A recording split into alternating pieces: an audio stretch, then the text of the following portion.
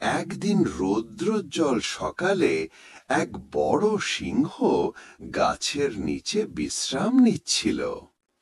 হঠাৎ সে দেখল একটি ছোট বিড়াল সুতোয় বল নিয়ে দৌড়াচ্ছে। সিংহ ভাবল, দেখে তো মজা লাগছে, আমি ওই ছোট বিড়ালের চেয়ে দ্রুত দৌড়াতে পারি। তাই সে উঠে দাঁড়ালো এবং বিড়ালের পেছনে দৌড় শুরু করল। সিংহ দৌড়াতে লাগল।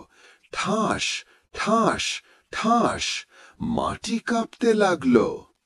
বিড়াল পিছনে তাকিয়ে ভয় পেয়ে গেল। আরে না, সিংহ আমার পেছনে! বিড়াল আরো জোরে দৌড়াতে লাগল। পাথর আর গাছের গুঁড়ি লাফিয়ে পার হচ্ছিল। কিন্তু হঠাৎ সিংহ সেই সুতোর বলের উপর পিছলে পড়ে গেল। ধপ!